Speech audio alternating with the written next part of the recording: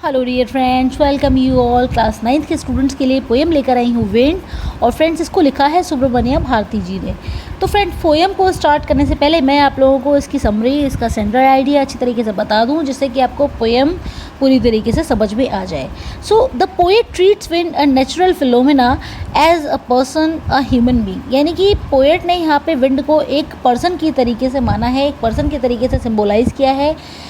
ये जो विंड है ये सिंबलाइज करती है डिफ़िकल्टीज़ को, ऑब्स्टिकल्स को, स्ट्रगल्स को और मिनेसिंग पावर को। यानी कि विंड अपने आप में एक डिस्ट्रक्टिव एनर्जी है, एक अपने आप में एक ऐसी ऑथराइज्ड पावर है जो कि किसी को भी डोमिनेट करने की हिम्मत रखती है। इसीलिए यहाँ पे एक स्ट्रॉन्ग मोरल इस पोएम का निकल के आता है कि one must have robustness and strength to face the obstacles in life, otherwise as the wind destroys weak things, so will be all those who are weak and not strong।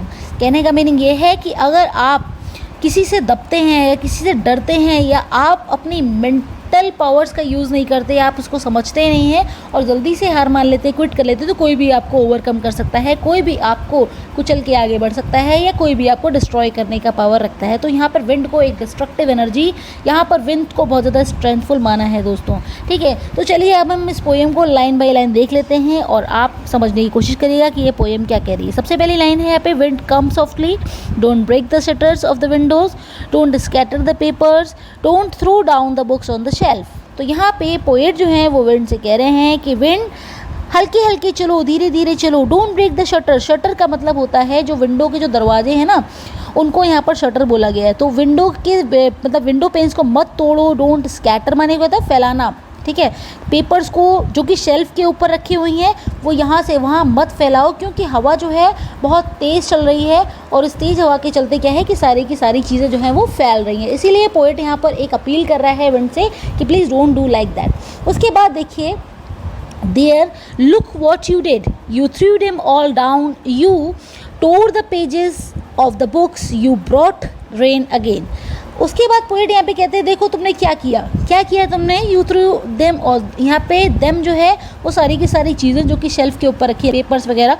तो कह रहे हैं देखो तुमने क्या किया, तुमने सारी चीज़ों को ज़मीन पे फैला दिया है ना। और अब ये सब चीज़ें दोबारा से संभाल के रखनी पड़ेंगी, मतलब आपने काम बढ़ा दिया यहाँ पे। यू टोर माने तो फाड़ देना। You tore the pages of the books, you brought rain again. और देखो तुम्हारे साथ साथ बारिश भी वापस से आ गई है। तो यहाँ पर इस 4-6 लाइन जितनी भी हैं, इसमें जो भी डिफ़िकल्ट वर्ड्स हैं, जैसे कि पहला है सॉफ्टली। सॉफ्टली बहुत सिंपल सा वर्ड है, बस इसका मीनिंग है slowly.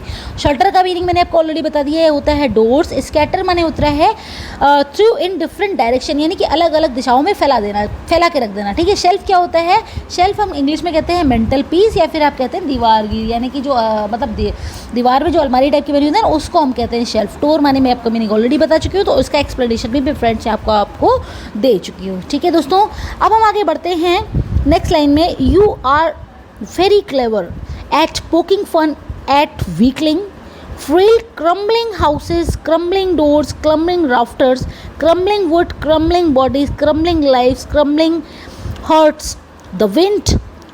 The wind god winnows and crushes them all। तो यहाँ पे देखिए, सबसे पहले आपको डिफिकल्ट वर्ड्स की मीनिंग बता दूँ। इसमें है पहला पोकिंग फन। पोकिंग फन क्या होता है, पोकिंग फन का मतलब होता है लाफिंग एट, यानी कि किसी का मजाक बनाना। फिर है वीकलिंग्स। वीकलिंग्स माने होता है वीक, जो कि कमज़ोर होते हैं। फ्रेल, फ्रेल का मीनिंग होता है फ्रजाइल, यानी कि कमज़ोर, है ना। और क्रम्बलिंग, क्रम्बलिंग माने क्या होता है डिकेइंग और ब्रेकिंग, नष्ट करना या फिर टूटती हुई कोई चीज़, जैसे कि डिस्ट्रॉय हो रही है, टूट रही है। राफ्टर्स क्या होते हैं, राफ्टर्स माने होते हैं बीम्स, जिसको हम हिंदी में कहते हैं शहतीर। विनो क्या होता है, विनो मीन्स होता है सेपरेट बाई थ्रोइंग, उड़ाकर अलग कर लेना, यानी कि अनाज के ऊपर जो ऊपर की जो लेयर होती है ना, उसको हटा दो, उसको हम विनो कहते हैं फ्रेंड्स। ठीक है, क्रशेस, क्रशेस माने होते हैं ब्रेक्स अंडर द फीट, कुचलना, क्रश कर देना, यानी कि उसको कुचल देना। तो देखिए फ्रेंड्स, यहाँ पर पोएट क्या कह रहे हैं, तो यहाँ पे पोएट कह रहे हैं कि अब मैं आपको इंग्लिश में ही समझा देती हूँ, आप समझने की कोशिश। The poet calls the wind the clever to make fun of the weak and weak crumbling houses. यहाँ पे पोएट ने, मैंने आपको ऑलरेडी बताया है कि पोएट ने विंड को बहुत स्ट्रॉन्ग एनर्जी के साथ में माना है। और उन्होंने क्या बताया है पे कि तुम सिर्फ कमज़ोरों का ही शिकार कर सकती हो, कमज़ोर लोगों का, कमज़ोर टूटे फूटे मिट्टी के कच्चे घरों का शिकार कर सकते हो। ठीक है, जो दरवाजे टूट रहे हैं या जिनमें कोई हिम्मत नहीं है, ताकत नहीं, तुम उन्हीं चीज़ों को तोड़ सकते हो, फोड़ सकते हो। ठीक है, जैसे कि वुड हो गया, इंसान हो गए, है ना। जीवन किसी भी चीज़ में जो जीवंत चीज़ है उसके हार्ट्स, कोई इन सब सारी चीज़ें जिनमें पावर नहीं है, जिनमें ज़्यादा हिम्मत नहीं है। It implies the troubles and miseries come at once in life as the wind does, है ना।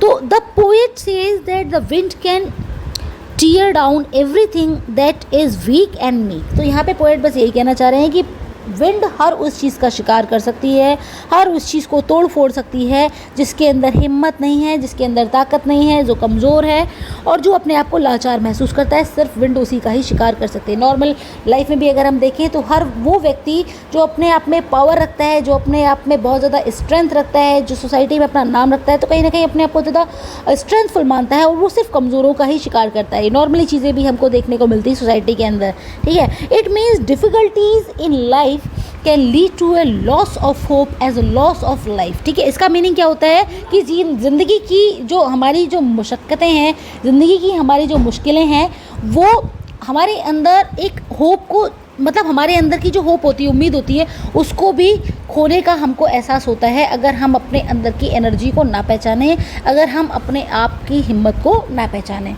तो it is up to the wind god to do as the wind is a natural phenomena. मतलब ये सारी चीज़ें किसके ऊपर है? ये विंड गॉड के ऊपर है, यानी कि जो गॉड हैं इसको एक तरीके से एग्जीक्यूट करने वाले, उनके ऊपर डिपेंड करता है कि इंसान को कैसा होना चाहिए, कैसा नहीं होना चाहिए और किस तरीके से उसको अपनी शक्तियों का और ताकत का इस्तेमाल करना चाहिए। तो बेसिकली यहाँ पे पोएट का इंटेंशन क्या कहने का है कि सबसे पहले बात सारे के सारे एट्रीब्यूट्स उन्होंने विंड के बता दिए कि आप ऐसे हो, आप ऐसे हो, ये कर सकते हो, वो कर सकते हो, लेकिन इनडायरेक्टली बस वो यही कहना चाह रहे हैं कि अगर हमें इन सारी चीज़ों से लड़ना है तो डेफिनेटली हमें अपने अंदर स्ट्रेंथ को डेवलप करना होगा। दोस्तों आगे बढ़ते हैं। दोस्तों अब देखिए, he won't do what you tell him, so come let's build strong homes, let's join the doors firmly, practice to form the body, make the heart stead fast, do this and the wind will be friends with us।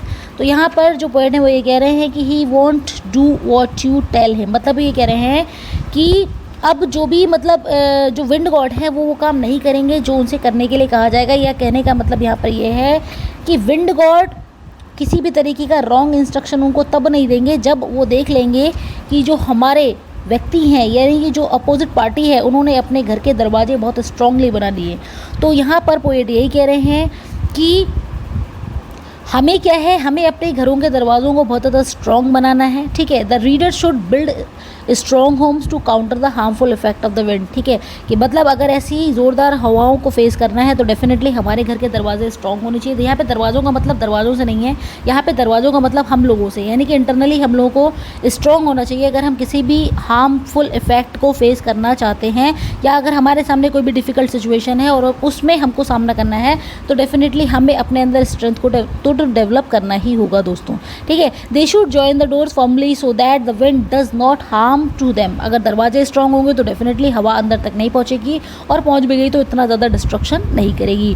Also they should train their bodies and hearts in such a way that the wind dares not harm, ठीक है।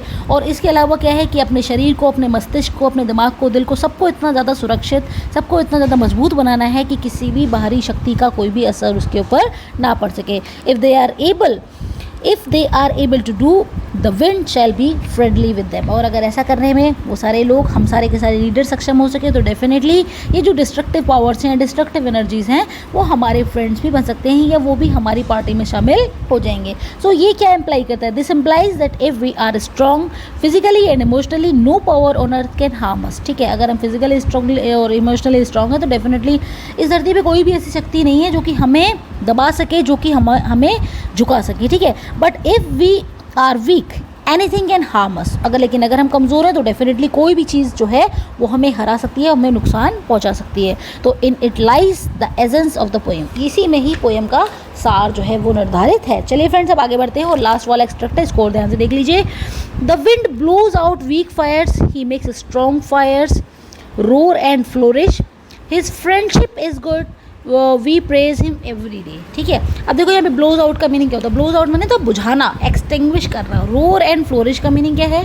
Roar and flourish का meaning होता है resound and थ्रीव, यानी कि दहाड़ना और फैलना, okay friends, praise माने होता है किसी को एडमायर करना, किसी की प्रशंसा करना, तारीफ करना, राइट। अब आप कहेंगे मैम आपने इससे पहले कि तो हमें वर्ड मीनिंग बताया नहीं, चलो वही बता देती हूँ।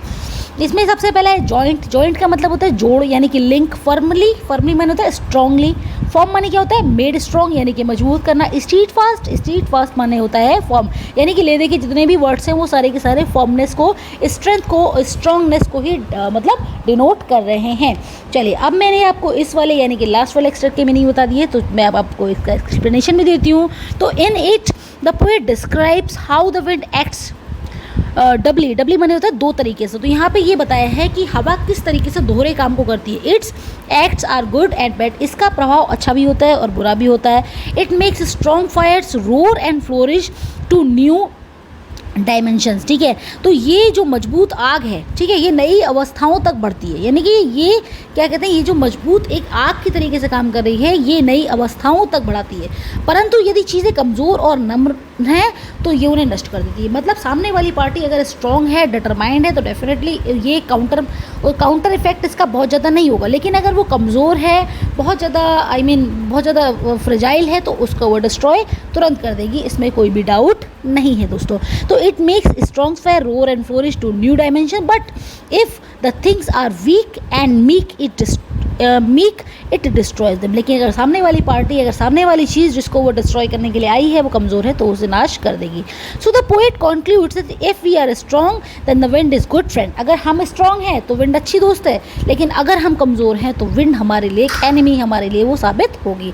But if our characters are weak we will be troubled seriously, ठीक है। लेकिन अगर हमारा चरित्र कमज़ोर है या अगर हम अपने आप में कमज़ोर हैं तो डेफिनेटली ये सशक्त पावर जो है वो हमें डिस्ट्रॉय कर देगी। तो we should therefore build ourselves strong in every way so that nothing harms us, ठीक है। समझ में आ गया होगा दोस्तों, कई बार ये चीज़ रिपीट हो चुकी है। तो ये हमें क्या समझाती है कि यहाँ पर पोएट हमें ये एडवाइस करते हैं that we must build ourselves strong in every way so that life's trouble dare not come near, then even the wind god will be our friend। कहने का मतलब यहाँ पे ये है कि अगर हम अच्छी तरीके से, अगर हम स्ट्रांगली फेस करते हैं किसी भी सर्कमस्टांसेस का, कोई भी नेगेटिव सर्कमस्टांसेस सिचुएशन हमारे सामने आ जाए और हम फेस करते हैं, तो डेफिनेटली सारी चीज़ें हमारे फेवर में हो जाती हैं फ्रेंड्स, ठीक है। और इसके अलावा फ्रेंड्स मैं जानना चाहूँगी कि मेरे कितने स्टूडेंट्स ऐसे हैं, मेरे कितने मतलब फ्रेंड्स या फॉलोअर्स ऐसे हैं जो मेरी वीडियोस को देखते हैं। कमेंट सेक्शन में ज़रूर बताएं और मेरी फैमिली का हिस्सा बनिए, ठीक है। चैनल को सब्सक्राइब करिए। Thank you so much for